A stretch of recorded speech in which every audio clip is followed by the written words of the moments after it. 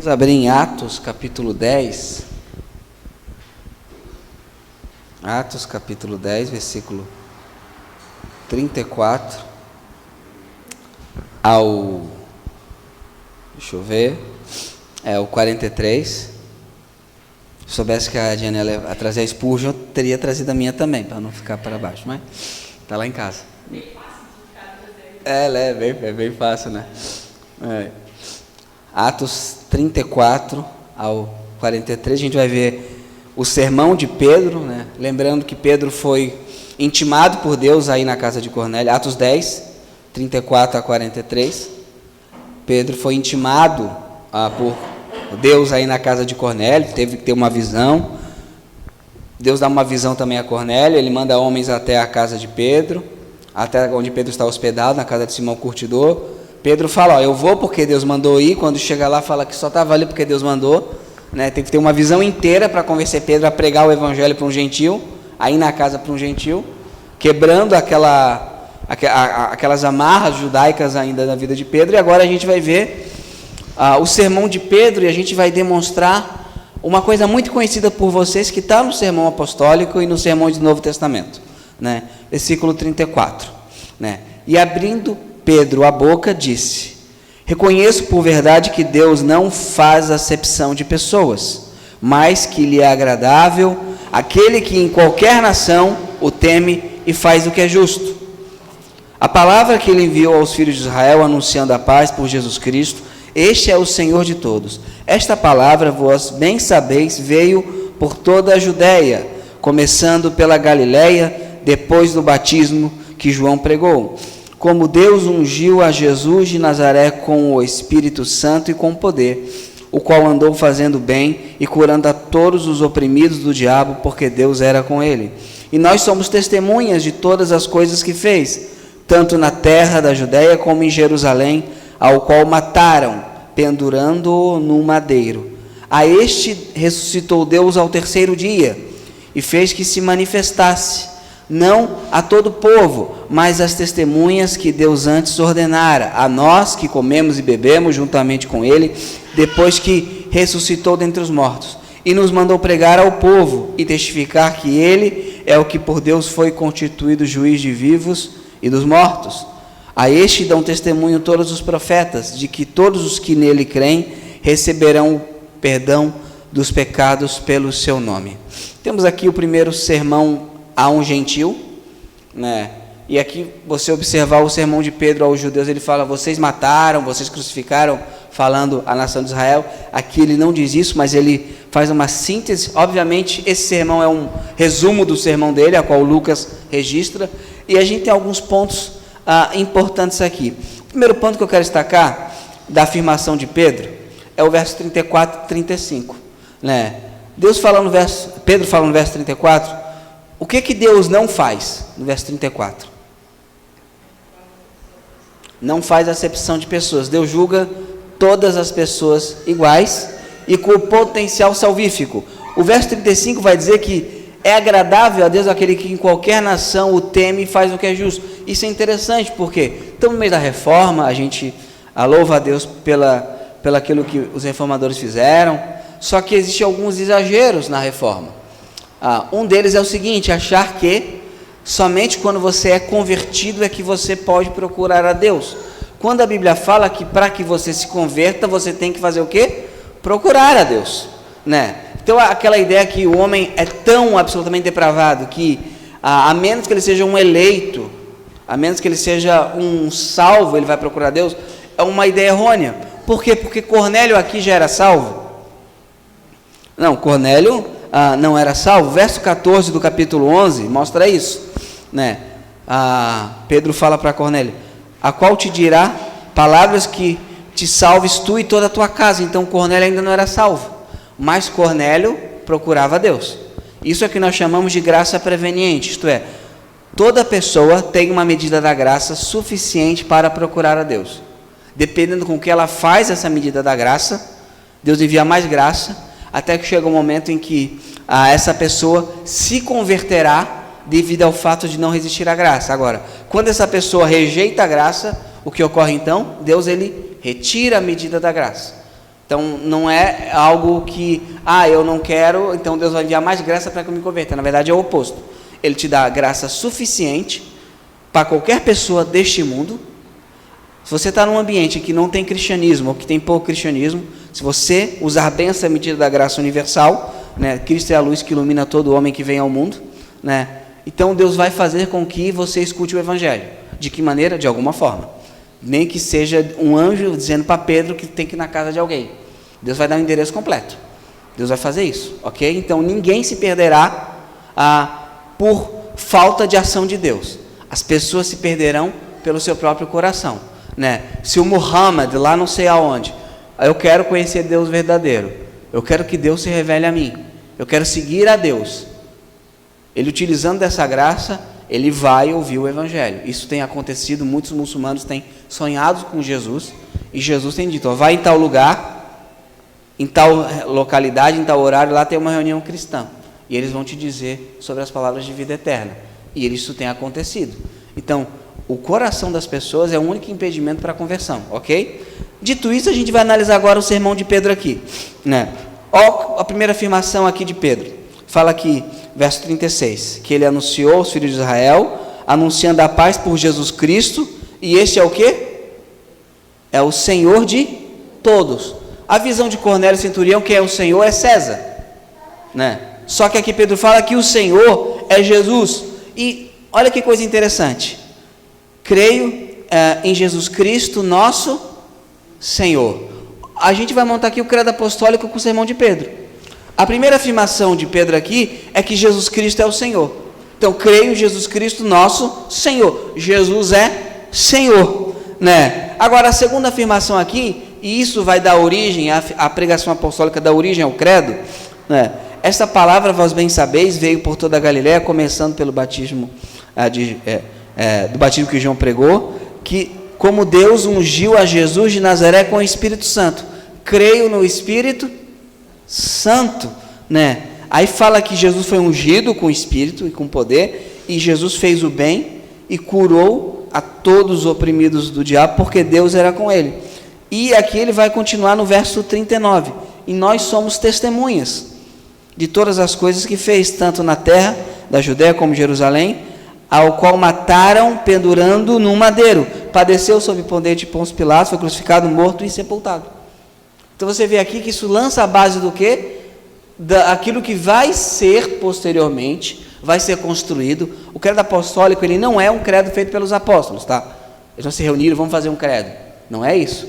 São os sermões primitivos que, condensados, dão origem no segundo, terceiro, quarto século, a sua versão final, aquilo que nós chamamos de credo apostólico. O credo apostólico não é uma propriedade de uma denominação, ele não pertence à igreja romana. Aliás, é um contrassenso, igreja católica apostólica romana. Se é católica, não pode ser romana, porque católica é universal, ou é católica ou é romana, não pode ser as duas coisas, ou é uma ou é outra. Ele pertence à fé cristã. E se você observar, sabe o que o credo não diz? O credo não diz que a salvação é por meio do batismo. O credo não diz que Maria é medianeira. O credo não diz que Pedro é o primeiro papa. O credo não diz que existe um purgatório. O que o credo fala? Eu creio, eu creio, eu creio, eu creio. Justificação pelo quê? Pela fé, né? O que veio depois é uma deturpação daquilo que é aquilo que sempre foi pregado. E os anabatistas, eles reconheciam o credo apostólico.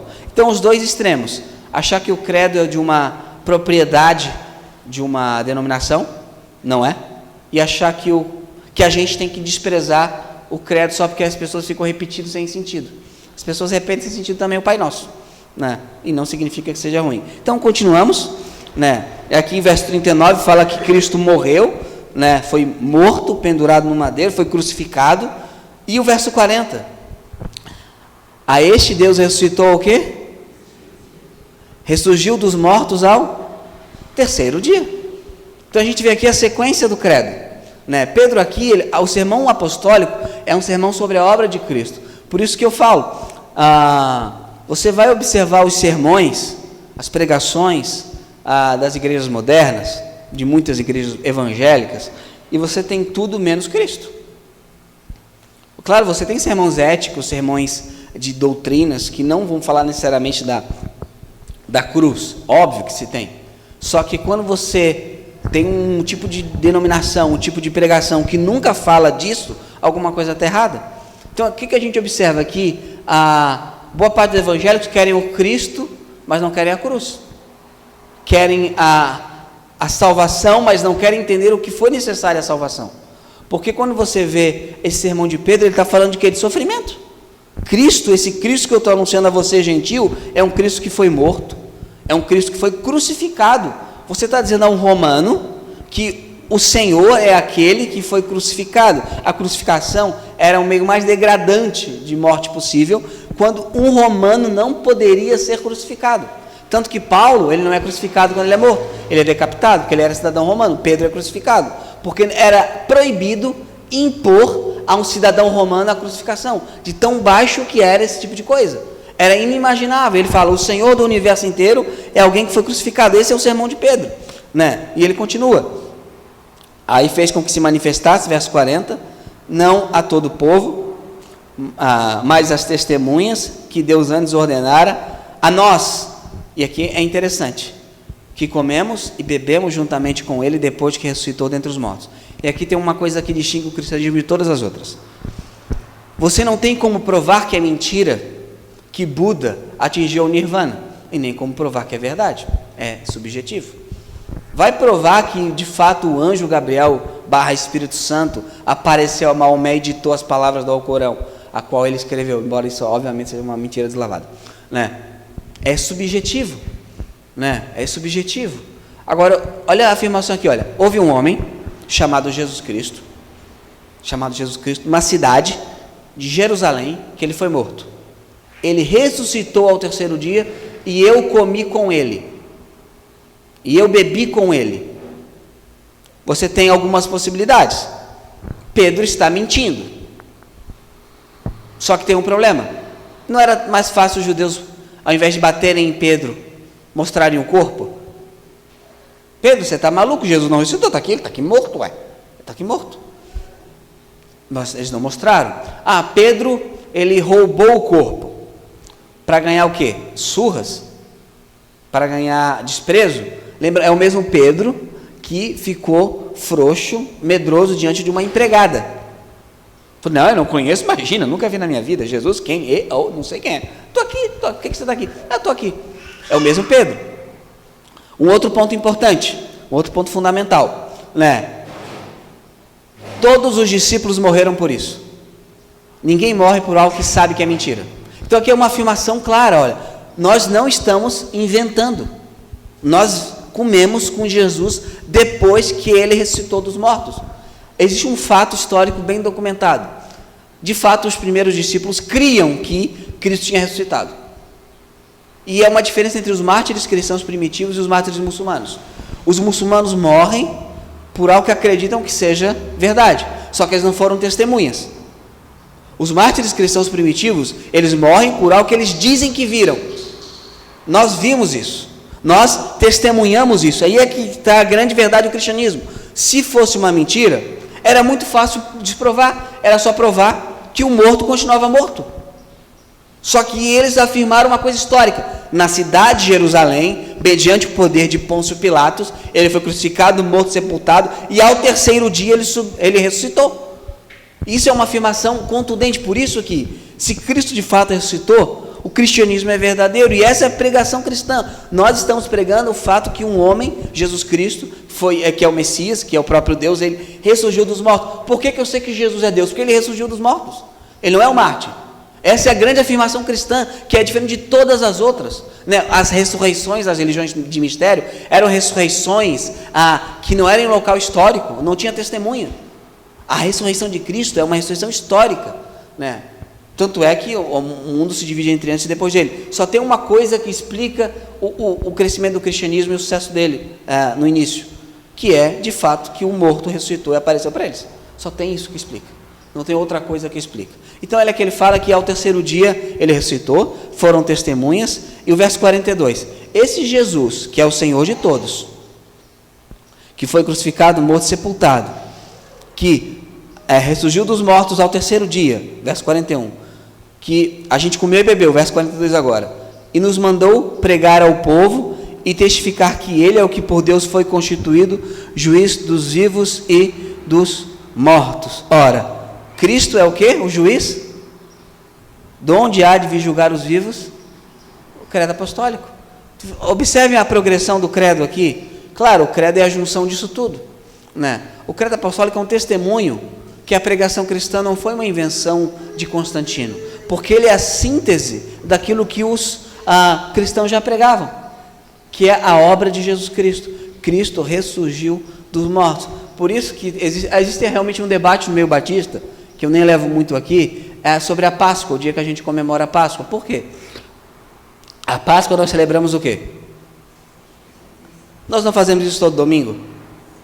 A gente já faz todo domingo, especialmente na ceia. Então, aquilo que o mundo inteiro faz uma vez por ano, a igreja faz todos os domingos. Aliás, uma coisa importante, os judeus, os primeiros cristãos, eles eram judeus, eles eram aparentemente piedosos, eles guardavam a lei de Moisés, não queriam nem comer bacon, correto? O que faria eles mudar o dia de guarda do sábado para o domingo? Só uma coisa muito extraordinária. O que seria essa coisa extraordinária? A ressurreição de Cristo. Então a gente vê aqui o sermão primitivo, não é um sermão metafísico, olha, vocês vão tudo viver no céu, numa nuvenzinha, não, olha, a gente está aqui pregando que Jesus de fato ressuscitou, ele constitui o juiz de vivos e dos mortos. E, continua aqui o verso 43, a estes dão testemunho todos os profetas no Antigo Testamento, de que todos os que nele creem, justificação pela fé, receberão o perdão ou a remissão dos pecados pelo seu nome. Creio na remissão dos pecados. Isso aqui é o quê? Ele acabou de pregar o quê? O credo apostólico. Eu estou sendo anacrônico. Não é o credo apostólico porque não tinha sido criado ainda, mas ele lança as bases daquilo que vem a ser o credo apostólico. Então você observa, é só eu creio, eu creio, eu creio. E a coafirmação, olha, você, Cornélio, você pode ter o perdão dos seus pecados e todos se creem no nome dele. Cornélio aqui não era circuncidado, ele não manda Cornélio se circuncidar, ele nem manda Cornélio se batizar. Nem manda Cornélio se batizar para ser perdoado. O que ele fala que Cornélio precisa fazer para ser perdoado? Crê em Jesus. Crê em Jesus. Ele não fala para Cornélio, olha, você tem que fazer 7 sacramentos. Cornélio, você tem que fazer a confissão auricular. Cornélio, você tem que ser batizado para você receber o perdão dos pecados. Cornélio, você tem que tomar a Eucaristia. Cornélio, olha, esse é o Jesus que nós cremos, você deve crer nele. É isso que é o sermão de Pedro.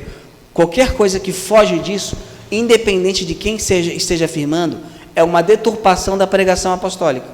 Qual é o nosso objetivo? É ser o mais parecido possível com a igreja primitiva. Por isso que nós dizemos, a justificação é somente pela fé.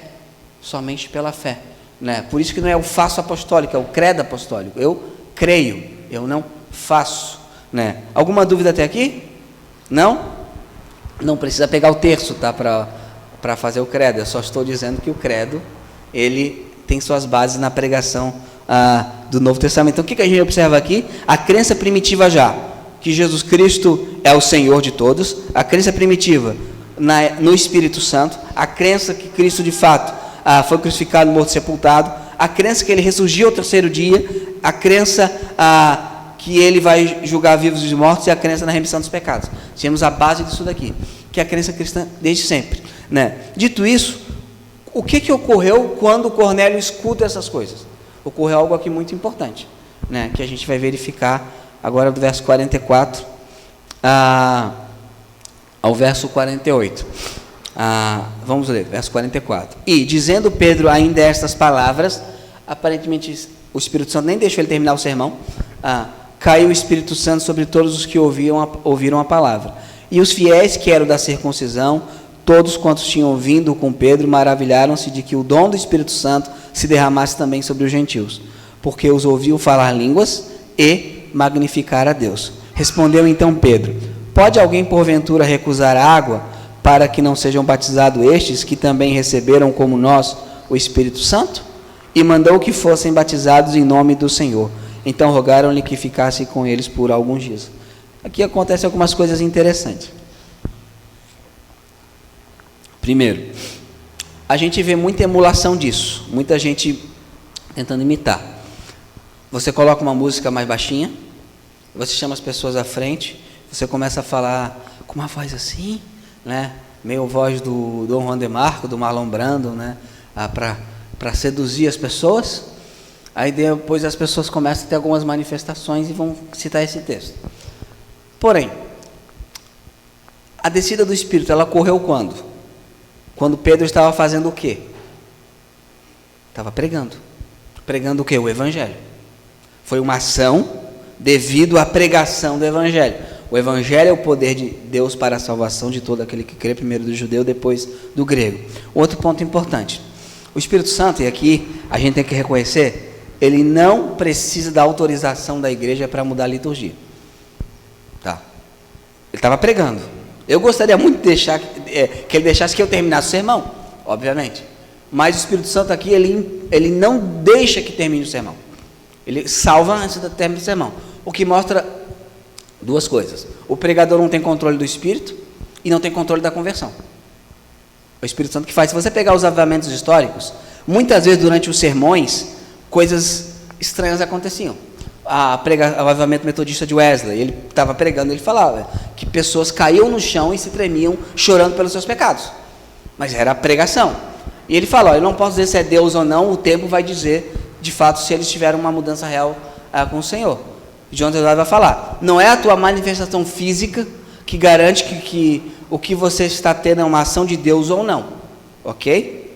Chorar pode ser uma ação do Espírito ou pode não ser, né?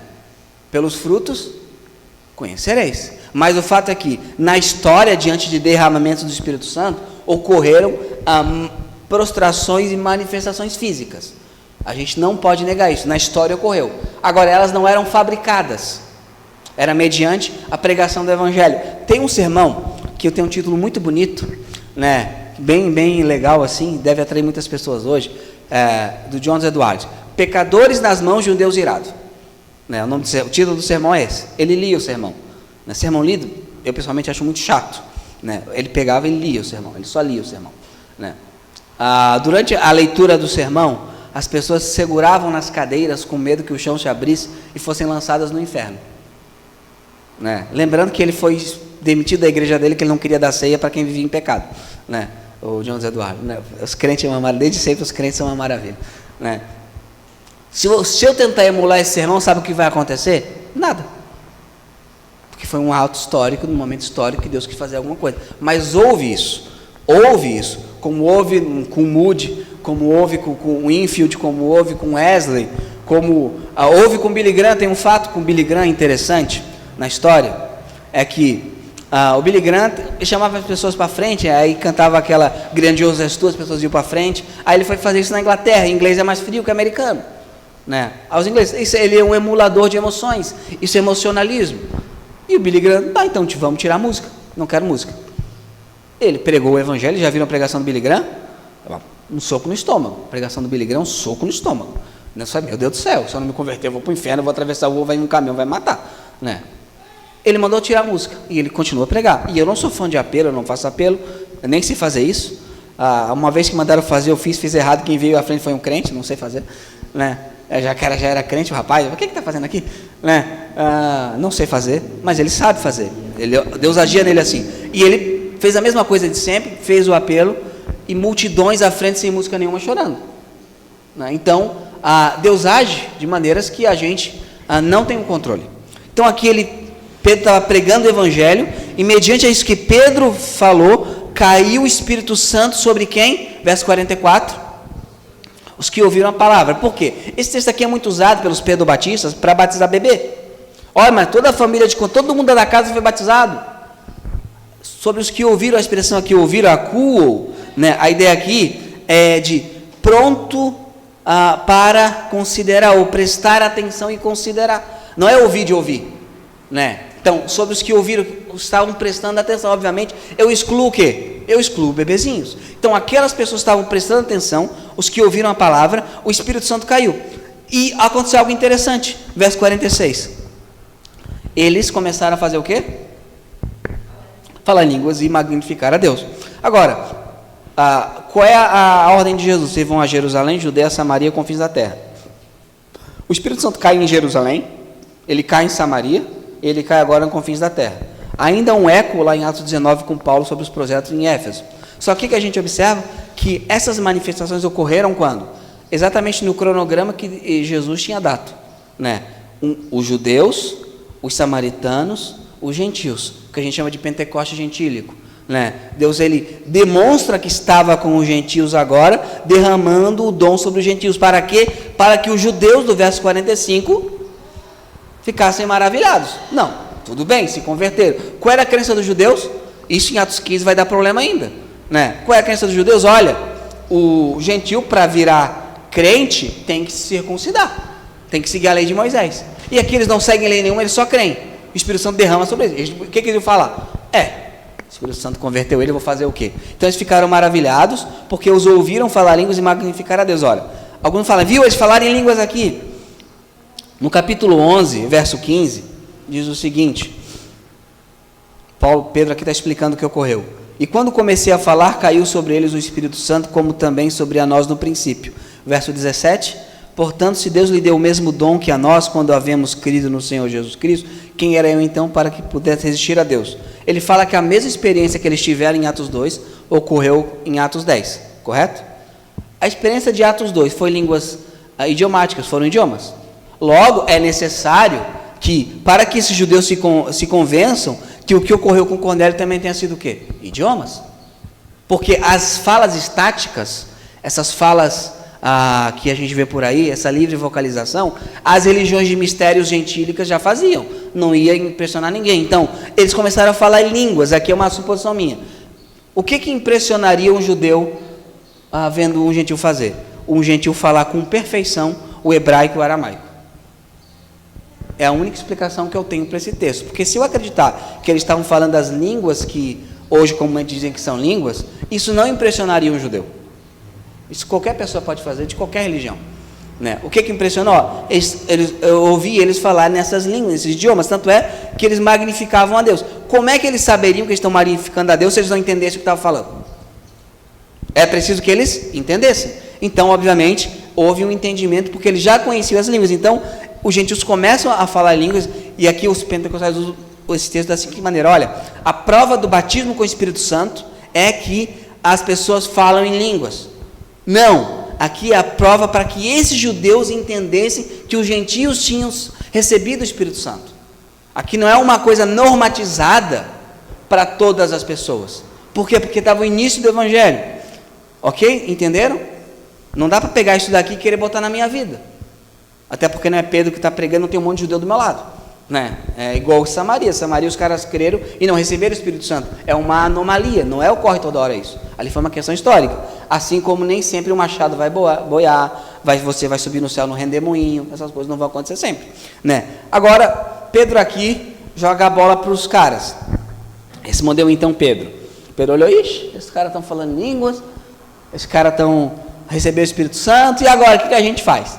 Né? Respondeu então Pedro: pode alguém, porventura, recusar água para que não sejam batizados estes, que também receberam como nós o Espírito Santo? E aqui eu vou dar uma pequena criticada no nosso método batista. Qual é o método batista comum?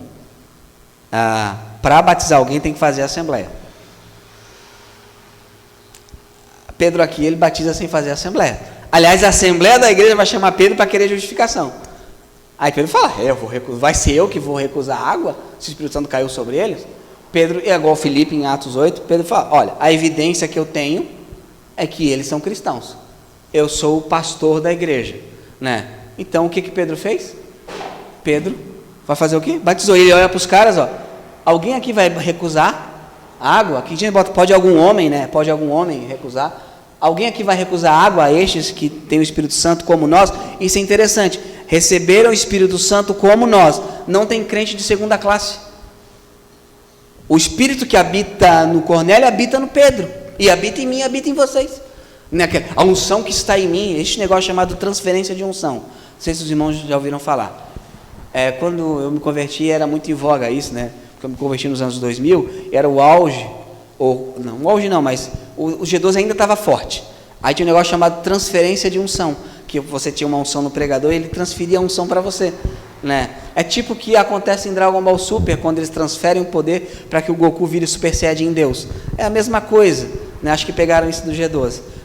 Mas não tem o cara ter uma super unção, né? Uma coisa, e vai transferir para você. Não existe isso. O Espírito que habita em você, habita em mim. É o mesmo Espírito. Todos nós fomos dar de beber de um único Espírito. Então, aqui fala, eu não posso impedir, né, que eles sejam batizados. Isso é interessante. Pedro não viu que tinha autoridade suficiente para impedir a obra do Espírito. Nós não temos o domínio sobre o que o Espírito Santo pode ou não fazer, porque ele é Deus, né?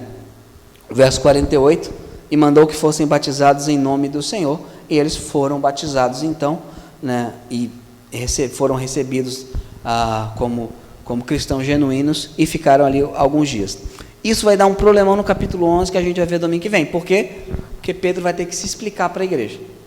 A igreja vai querer saber o porquê que ele esteve na casa de homem incircunciso, comeu com eles e batizou eles, né? Mas lembra qual foi a ordem de Jesus? Ide por todo mundo, pregar o evangelho a toda criatura e batizar essas criaturas, né? Pedro estava exatamente obedecendo essa ordem. Para Pedro ir, precisou de uma visão. Pedro obedece a visão, o Espírito Santo tem que aparecer ali, derramar o Espírito sobre todo mundo, e ainda assim a igreja quer entender o porquê que isso ocorreu. O que mostra aqui a paciência de Deus com a nossa mudança. A paciência de Deus com aquilo que deveríamos fazer e não fazemos. Deus é muito paciente, né?